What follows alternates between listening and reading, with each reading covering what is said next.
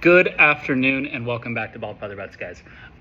We will do a quick recap of Monday Night Football.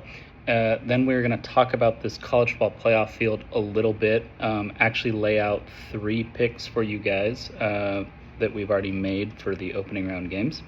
And then add, I think, 3 NFL picks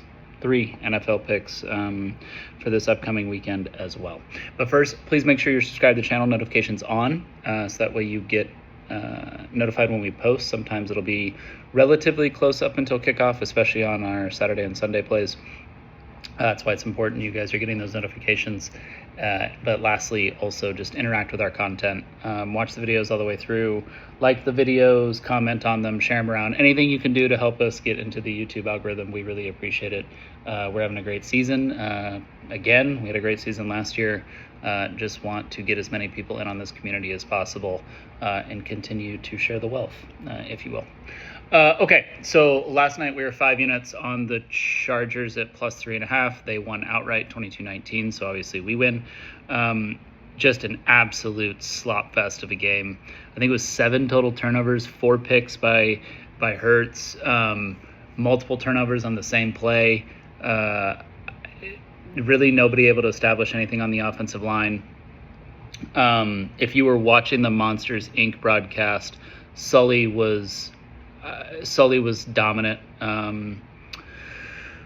Wachowski kind of got by Sully most of the game. He did have the big run to the left side where he started to have the fire come from behind him. But, I mean, outside of that, Sully was in the backfield on defense.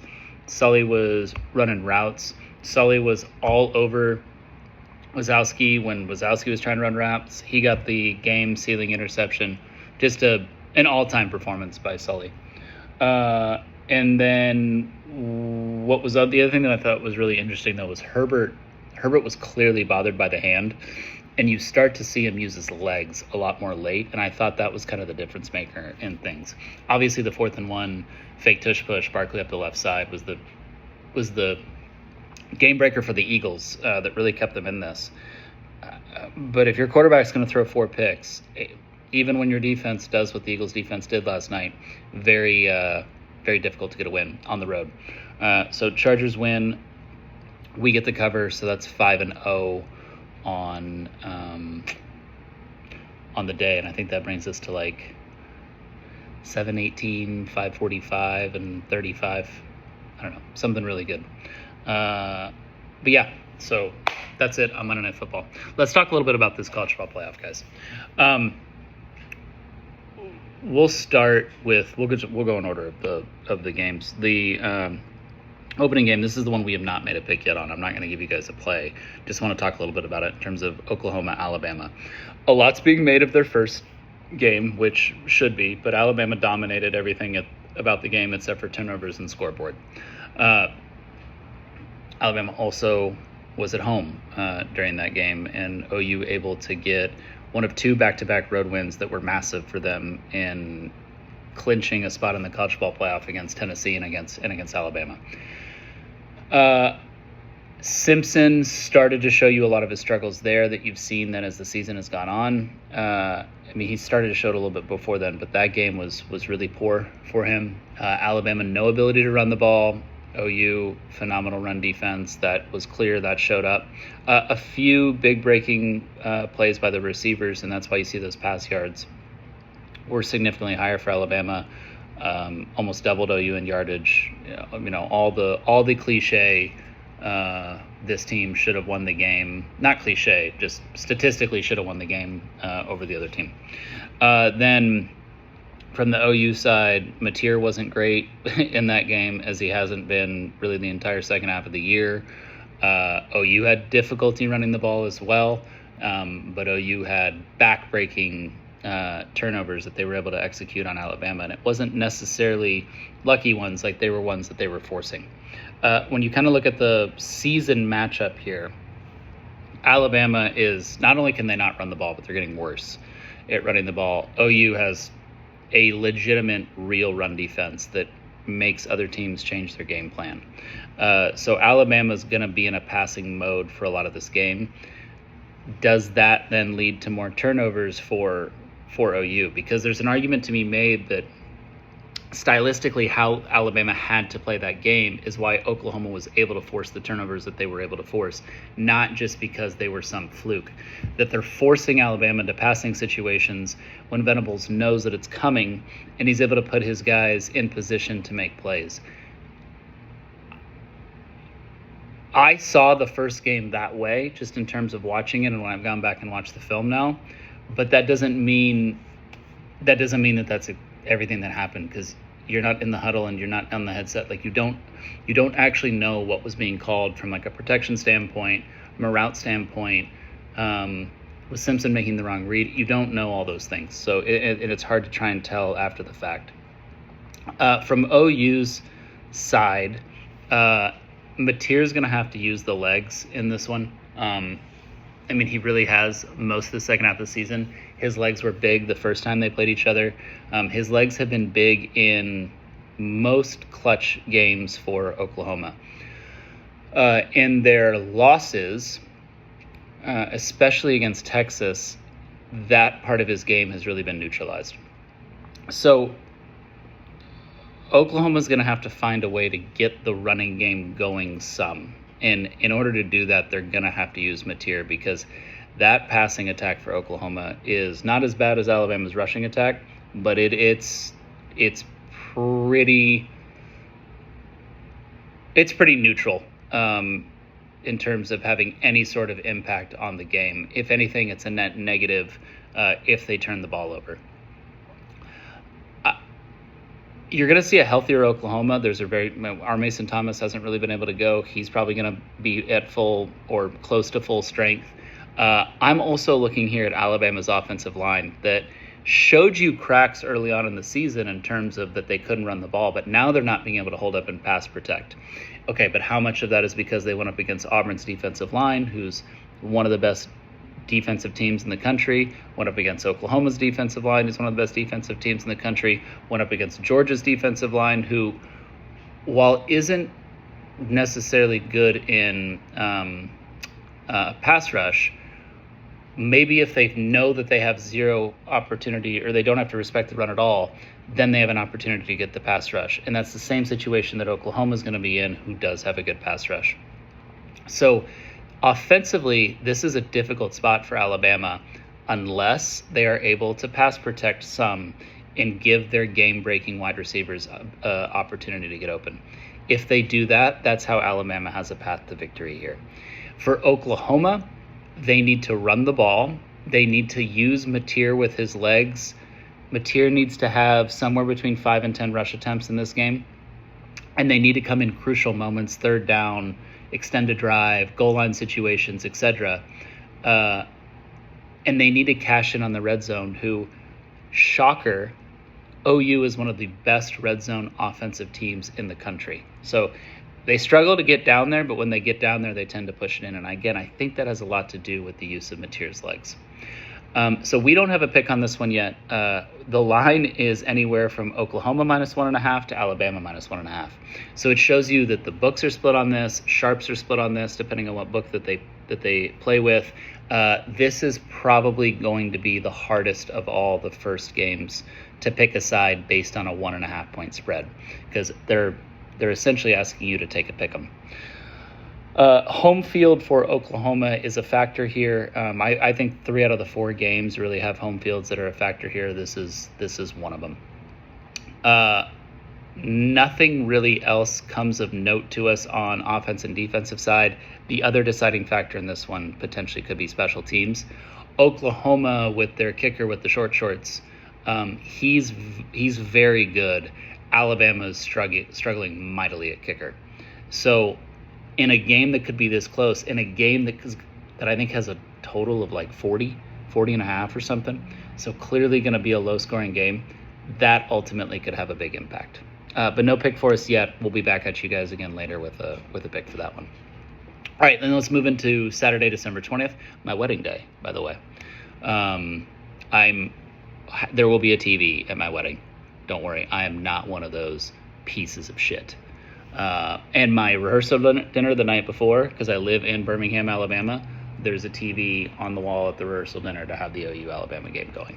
Don't you worry. Okay, so on December 20th, the early window is our best game. Miami versus Texas A&M, probably my favorite game of the opening round. Really interesting spot here because Miami actually has a decent matchup here with A&M. So you saw A&M's offensive line struggle a little bit with Texas's defensive line, and that's obviously one of the strengths of the Texas defense is that front seven, mainly that front four, but yeah, the front seven too. But they didn't have Anthony Hill going, so that neutralized a little bit of the total front seven. They really got home a lot with the front four. Miami has an excellent run defense, which is what you have to go up against A&M because you have to contain Marcel Reed in the option in the run option game. If you let Owens, Reed, if you let that rushing attack get going, then that's when Reed's able to step into throws with time. And when he has time, Reed is an effective quarterback. When he's pushed off of his spot, he is quite literally one of the worst quarterbacks in college football statistically. You can see the drop-off. Miami has the ability to do all those things. I heard what the Texas A&M offensive lineman said about Rueben Bain Jr. Interesting comments to make. I don't think that to be true. I think Rueben Bain Jr. can get home on any offensive line at the college level. So if you look at what Miami's been able to do all year, it really does match up from a defensive standpoint to an offensive standpoint. Now, how Texas was able to beat Texas A&M was to really establish the run game. Miami gets you offensively through the air. They have not been able to consistently establish their run game all year. So from a defensive standpoint, A&M also has a very vaunted pass rush. So if Miami isn't able to show any sort of threat on the ground, then you have Texas A&M's pass rush coming after Carson Beck, who isn't near as mobile as Arch is in that final game that they played where they were able to win. And if Carson Beck is under pressure and he's not mobile, that's potentially when you get the Timmy from South Park game. And he throws 2, 3, 4 picks, especially on the road at College Station. That is a massive concern here for Miami. On the back end, there's not really anyone from A&M's standpoint that's going to be going up against Malachi Toney. There's not a lot in that secondary standpoint that truly, I think, scares Miami from a speed, being able to keep up with their speed or anything like that. It really is just, does Carson Beck have time to make the throws? And do you get enough out of your run game to keep the Texas A&M defense and the pass rush honest? Ultimately, we like Miami in this one plus the 4. So we're taking Miami plus 4 for 5 units. I think you guys will be fine to take it anywhere down to 3. A lot of books have already come down to 3.5, and a couple have come down to 3, but you can still get the 4s if you have the opportunity to play with multiple books. I think that Miami defensive line matches up so well against this Texas A&M team. And I think that the Miami strengths in terms of defending the run match up so well with what Texas A&M wants to do offensively that you have a strong impact here to Marcel Reed. And Texas A&M is very much so two different teams when they get the Marcel Reed that they got in several of his Heisman moments this year, when they get the Marcel Reed that they got in the Florida game, versus when they get the Marcel Reed that they got in the second half of the Texas game or the first half of the South Carolina game. The argument to be made really against what I'm saying is the Florida game, where Texas A&M, Florida is also another team that has probably one of the best defensive lines in the country, and A&M handled them. A&M complete. Now they're injured, but A&M handled them. So there is an argument here to be made why someone would be on A&M. I just think 4 points is a little bit too much in a game where there are clear advantages that Miami has that play into Miami's strengths. Again, the biggest worry here is we get a Timmy from South Park game rather than Carson Beck. Okay, so then moving on into the third game, which will be Ole Miss and Tulane. These two teams have also already played each other. I think it was 45-10 I think at one point it was 45-3. Absolute blowout. Ole Miss is still throwing the ball now. There was zero pass defense from Tulane, which is exactly how Tulane profiles. So Tulane has a halfway decent run defense, actually. But they can't defend. You and I might as well be out there playing in the secondary trying to defend the pass. So this game profiles exactly the same unless Tulane can run the ball. So Tulane does have the ability to run the ball. Ole Miss is much stronger in pass defense, where Ole Miss struggles, especially in the one game that they lost this year against Georgia, is that rush defense. Ole Miss obviously going to be impacted here from not having Lane Kiffin, but Tulane is also going through a coaching change to where Pat Sumrall is still coaching the team, but he's doing all the off-season winter stuff for his new job, which is a great fit at Florida, but that's a complete separate conversation. I think there's a little bit too much being made of not having Lane. It is a big impact because he is your offensive play caller, and him and Chambliss clearly have a rapport with each other, and they trust each other in terms of what they're doing. But it isn't like Charlie Weis Jr. is doing nothing. And him staying with the team, you still have offensive coordinator and quarterback duo together to kind of tag team, hey, what would Lane do in this situation? The playbook gets to stay. So they're running all the same things. I think a little bit is being made, a little bit too much is being made of that. However, what I also think is being made too much of is the blowout that happened in the beginning of the season. If you look at that was because Tulane had a few things where they were actually getting some stuff together on the run game, and then it got away from them early, and then they got down early, and then they had to abandon the run game. And as soon as they had to do that, Ole Miss started getting stops with an excellent pass defense and started stacking back-to-back possessions where it was touchdown, touchdown, touchdown. They could get whatever they wanted through the air. Chambliss had all day to throw. When he was pressured, it was only from one side, and he was able to use his legs to get 15, 20-yard scrambles. I think in a rematch opportunity, Tulane's not going to go that direction. I think they're going to be very dedicated to the run game here, and you're going to see a Tulane offensive game plan that slows it down a little bit, at least a lot more than you're used to seeing a Tulane offensive game plan come out with. The line is at 17.5. It was at 17. I think every location I've seen as of now is at 17.5. I haven't seen a 17 out there. We like Tulane plus 17.5 for 5 units. I love the rematch spot for Tulane here and getting a second opportunity after seeing everything that didn't go right the first time.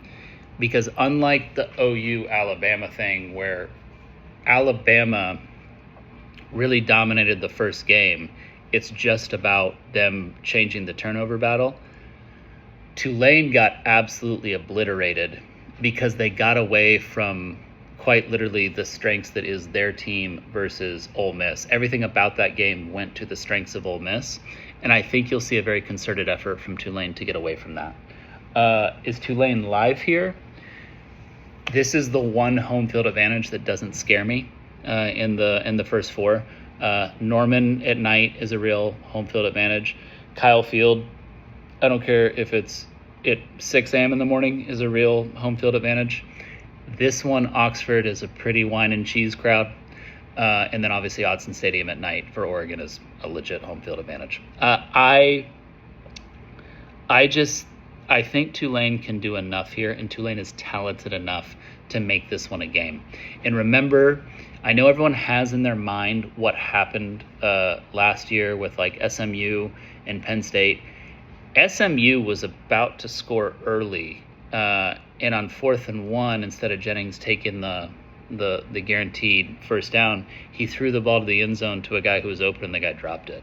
And then, even after they were getting stops, they started throwing pick sixes.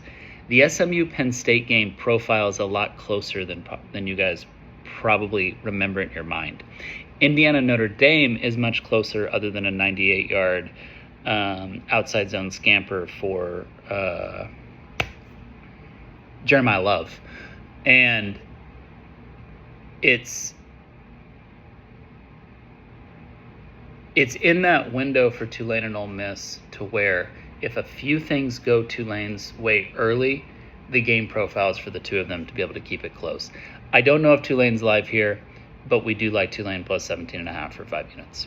All right, then in the last game, the evening window, Saturday, December 20th, JMU, James Madison University, and Oregon. Line at either 21 or 21.5. I don't think you can get 20.5 anymore. There were a few 20.5s when it first came out. Those are gone. So, statistically, if you put these two teams together,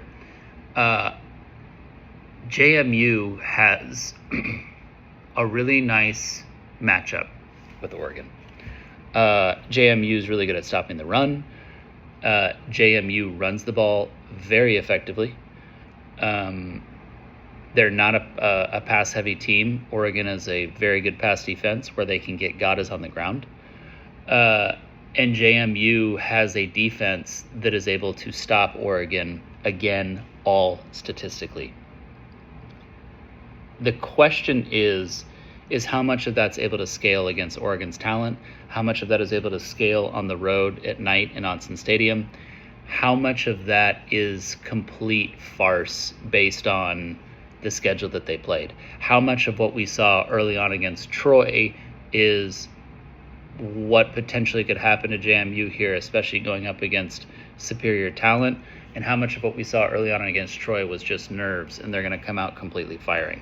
Again, this is another one where I'm seeing people predict this final score to be 52-13. I'm seeing all these things. Maybe it is. But there's a reason the line is sitting right around 21. And there's a reason that there was some sharp buyback at 21.5 on JMU. So I ultimately am a person who thinks that when models put these games together and they do put in the statistical alignments of these two teams, the model does not allow for the number to scale correctly to what the competition level is here. Example, but not the exact same. The Bills-Chiefs, when they were playing all their divisional and conference championship games and all that stuff, one of the over-unders one year got up to like 53, which is an absurd over-under for the NFL, and especially in the playoffs. And the game went over. And a lot of the stuff that went into it is like, that's impossible. Like, models were even adjusted for further. It's hard to truly account for intrinsic things that happen in a model. And the intrinsic thing that happened in that game is Bills touchdown, Chiefs get the ball 13 seconds, field goal, overtime, another touchdown. You can't account for those things. I don't think models are able to correctly account for the talent gap that exists between Oregon and JMU. We are taking Oregon minus 21. We are doing it for 5 units, but do not go above 21. Do not take 21.5. Do not take 22. Do not take 23. Whatever it is, you need to get it at 21. If it comes down off of 21 because sharps are starting to hammer JMU, which I suspect there's a chance they may, great. Get it at 20.5. Get it at 20. Get it at 19.5. Whatever it ends up coming down to. Do not take this one above 21. That is a trap. I hate this pick. It's my least favorite pick of any of the games. I haven't even picked OU Alabama yet, and this one will still be my least favorite pick. I almost think it's guaranteed to lose. But I just don't, I can't get over that talent gap that exists when those two teams play. And I can't get over the thought of Lanning wanting to put this one away early and actually have starters start resting in the fourth quarter. So anyway, all right, that's it in terms of those first 4 games. Again, we'll come back at you later with an OU Alabama pick. Looking at the bracket itself and looking at opportunities on futures. So you see how these things then line up as they're going to move into into the next round. Teams that I would avoid here, I would avoid Indiana. You've lost your opportunity to get good value on them to win the national title. I also think that if OU does win that first game, OU is a team that, due to the way that they profile defensively and due to the way that they profile in terms of being able to create turnovers, they can go on a run to where it works until it doesn't. Like, does it work for one game? Does it work for two games? Does it work for 3 games? Very, very low chance that it works for 4 games in a row, right? But where is that game in which that flow stops working? What if they get into the game with Indiana and they turn Indiana over 3 times? I don't like how Alabama, I think, would profile against Indiana. That doesn't mean we wouldn't take Alabama to cover, but I don't know if Alabama would ever be able to, not ever, but in many scenarios could get out with a win. OU does such a good job of putting pressure on your offense and turning you over that they're one that can throw things off. Then after that, Indiana would have to go up against Oregon or Texas Tech most likely, and then after that they're having to play Georgia or Ohio State most likely. I don't necessarily like the run here. Speaking of Oregon and Texas Tech, what a matchup that one's going to be. Texas Tech defensively going up against Oregon, Texas Tech ability to stop the run, Texas Tech ability to stop the pass, Oregon's ability to stop the pass. Does Texas Tech potentially have an edge there on the ground? Maybe. Is Texas Tech just not quite there talent-wise to be able to compete with an Oregon? Maybe. In a rematch spot, is Oregon able to get IU based on some of the things that they were ineffective in doing? Or potentially is it Oklahoma and Oregon or Texas Tech is struggling with an OU team who's able to get after them defensively and create turnovers? I find, however, that side of the bracket works out to be fascinating because each one of those matchups offers something very different. And I think we'll see very different lines based on those types of matchups. And we may be able to get some good value on some of those underdogs in those matchups if I'm profiling it the way that I think that it will come out. And if I have an idea of what those lines would be, we may be able to get some decent value on some of those dogs. Or a short favorite. There's one matchup there that I actually think I may be surprised at who the favorite is if they played, but I'm waiting to. We'll see if it happens. On the lower half, Georgia's not losing to Tulane or Ole Miss. Doesn't mean we won't take Tulane or Ole Miss in terms of plus the points, but they're not going to lose that game. So they're into the next one. Ohio State matches up very well against A&M. I think A&M would struggle tremendously to run the ball against Ohio State, especially if I think they're going to struggle to run against Miami, then you're damn sure I think they'd struggle to run against Ohio State. Miami, if they get past A&M, has some things that they can do offensively against that Ohio State offense, especially with what you saw Indiana do. Now, again, I think Matt Patricia could get a Timmy from South Park game instead of a Carson Beck game out of the quarterback position from Miami. And if we get Timmy from South Park, Ohio State will win that one running away. Ultimately, it's going to be hard for either of those teams to beat Ohio State. Miami profiles a little bit better. And then we're going to get the best matchup of the playoffs in the semifinals, most likely in terms of Ohio State and Georgia. I believe whoever that wins that game will win the national title. And then it would go on to face whoever in the national title. I think your best value right now on any team to win the national title is Georgia. You're not getting good value on Ohio State. You haven't gotten good value on Ohio State since early in the season. They may win it all. If you want to have that ticket for fun, fine. I just don't like placing tickets when I know I could have had them for 10x early in the year. This isn't like last year when I kept telling you, if you guys have, throughout the year last year, I kept telling you guys, Ohio State's going to the national title, Ohio State's going to the national title, Ohio State's going to the national title. I haven't really said that about anyone this year because the season hasn't profiled that way. And you don't have an Ohio State who has a gear they can hit, who they haven't hit, and then you see them and they turn it on. Even I was giving the Ohio State pick last year before they turned it on, who can just completely dominate through this field. There isn't any team in this field that can do that. and can win every game going away the way Ohio State did. But in terms of getting everything done, I really do like Georgia in this spot. If you were to have a futures ticket on someone, I think Georgia's the correct one. If you wanted to get more value and you're looking for a bigger number, you potentially could profile with an Oregon. You could profile with a Texas Tech. There's an opportunity there, especially to get someone on the lower side of the bracket and someone on the upper side of the bracket, so your tickets weren't on the both side of the bracket. Okay, then NFL plays that we've already laid. We're taking the Cardinals plus 10 for 3 units. Do not go under 10. We're still waiting on injury news for the Cardinals. Do not go under 10 in that one. We are taking the Colts plus 14 for 3 units. Do not go under 14. Again, waiting on injury news for Riley Leonard against the Seahawks there. We may end up seeing Grandpa Phillip Rivers. And then we are taking the Dolphins plus the 4 on Monday night for 5 units. You're going to take that one down to anything Dolphins plus 3. Fading the Steelers in a spot here where they're favored on the road. All right. Thank you guys. Appreciate it. Again, interact with the content. Give it some love. Share it around. Like all the videos. Watch everything through. Let me know what your guys' thoughts are on the college football playoff bracket and who you think will win it all. Appreciate you guys very much. Have a great rest of the day.